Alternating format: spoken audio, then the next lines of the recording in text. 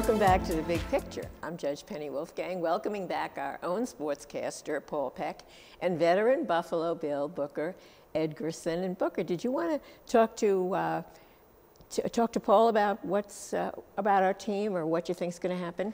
Yeah, Paul, since Paul is the expert on broadcasting and everything. And yeah, Paul, what do you think the most improved point of the Buffalo Bills this year in terms of player personnel? Well, you touched on it a little bit, Booker. It's the weapons for Josh Allen. What Stephon Diggs has brought has been incredibly immense in helping Josh become a better player. And, even to the Gabriel Davis, who we saw made some great catches in the game on Saturday, what he's brought in a limited role essentially as the, fourth wide receiver. I mean, what Josh Allen has done this year is unprecedented, almost in NFL history. His improvement level from last year to this year just doesn't usually happen very much. Quarterbacks kind of are who they are. They can get a little better, but they don't usually take the huge step that Josh Allen did. And I think a lot of it is because not only Josh worked hard at getting himself better and the being more of a veteran and sort of understanding things better, but having a guy like Diggs has made a huge difference just because he's such a dynamic. I mean, he may be the best receiver in the NFL, and that's going to make a quarterback better when you give him the best receiver in the NFL.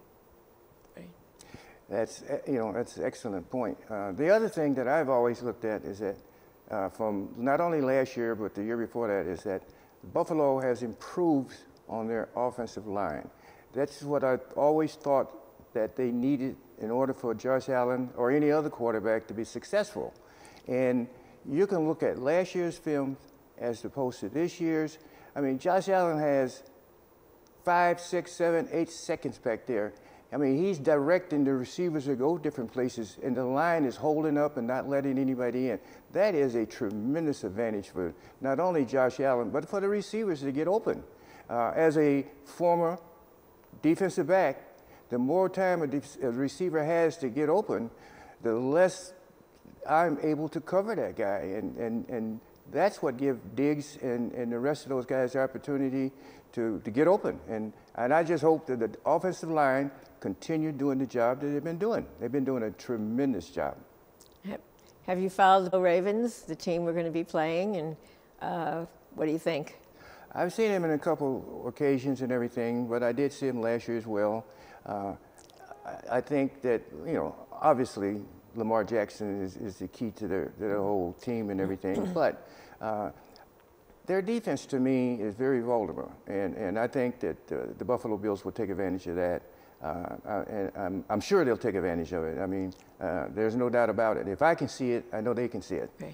And so I think that's going to be the key, is the offense being able to take advantage of the Ravens' weak defense, especially in the linebacker area, as far as I'm concerned, is linebacker area, and somewhat of the defensive backs too, with Josh Allen's ability to throw that ball and everything. Paul, we wanted to take a chance while we have an opportunity to ask you about our local college, the Bulls, how they're doing and what you think their future is. Well, I mean, it was again another unprecedented season up at UB. Aside from all the challenges that went into making the season happen, but as I mentioned, the Bulls ranked as a football team in the top 25, as high as 23rd. That had never happened before. And as we record this just out this morning, the final top 25 from the Associated Press had the Bulls ranked 25th. So the Buffalo had never had a college football team finish a season ranked in the top 25, and that itself tells you a lot about the development of the program there on the football side. And you got a running back in Jared Patterson who tied an NCAA record, over 400 yards rushing and 8 touchdowns in a game, which was one of the most incredible performances in college football history, coming from a kid here in Buffalo. And now you're in the midst of basketball season, and both the men's and women's teams are doing well and battling some of the issues that all teams around the country are battling, but both are playing now and having some success. And, to think that Buffalo, a college team in Buffalo at UB, has had a football and a basketball and a women's basketball team all ranked within the last 3 years tells you an awful lot about what's being built over there. And I do think that, you know, while we tend to lock on our pro sports here in Buffalo and the Bills and the Sabres, there's a place in this town, and there's a group of fans that like college athletics, and they're being treated to the golden era of UB athletics right now over the last couple of years. Yeah, who would have thought that years ago, that it would be our UB Bulls and our Bills and everybody would be doing so well at the same time. I wanted to ask you, Paul, what was it like during COVID covering both the teams, but particularly covering the Bills without being in the stadium and without being talking to them and all of the interaction that you usually would have? Was it really hard?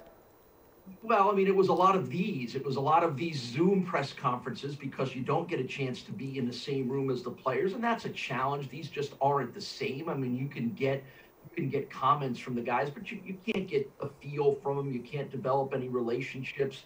You know, even the games themselves were just really weird and odd. And, you know, I mean, I've called a few college basketball games over at UB where college basketball, it relies on the atmosphere of the fans and the energy in the building. It feeds off of that.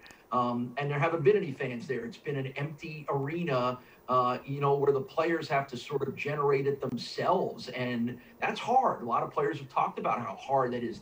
As Booker alluded to, you need those fans to provide you energy and noise and atmosphere and intimidation. And when you don't have it, there's something that's missing. And, you know, credit to all the teams around the country here, especially, that have been able to figure out a way to overcome it. It just doesn't feel right, though, and I think we're all longing for the days when we can get ourselves back to normal and have full arenas and full stadiums. Playing the fake crowd noise didn't do it, right? No, that didn't do it, you know. We want to talk about your charity for a moment, because it's had a great impact over the years that you and Eddie Rakowski too, and some of the other alumni have been involved with informing the public, men particularly, about prostate cancer. And I know you've had a charity and you have a website involved with the cause. Absolutely. It's Cure the Blue. It's a moniker that we put on because blue is for men, and so we use that, Cure the Blue. And we started this because I was diagnosed with prostate cancer in '96, and I had a reoccurrence in 2014. So it's been a pet project of mine, and I've been on top of it ever since 2010, because I feel like that the National Football League and men around the world needed to know. We've had some great sponsorship from Labatt's Blue and Walmart and other organizations, Lakeshore Savings, and I can go on and on and on, that these individuals have been very supportive of us. But most of all, the people, they have come out. I remember the first year that they was hesitant to talk about their family members or themselves having that situation. And as we went on, is that the people started talking about their fathers, their grandfathers, and individuals. So we have done quite a bit, and we donated, 2 years ago, we donated $100,000 to Roswell Park for dedication to the research of prostate cancer and the cure of it. Hopefully we will do that again this coming year. We was going to do it this past year, but we know why that didn't happen. But we will be doing something this year, and we're hoping that the fans and the people of Western New York participate in the Cure the Blue campaign. And if they want to donate, they can go to curetheblue.com and donate.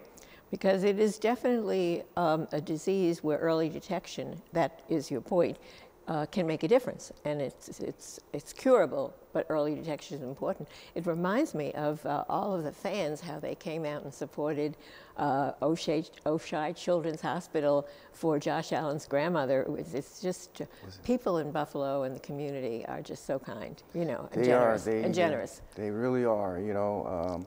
I've never heard other cities that have teams talk about individuals that have done something like that.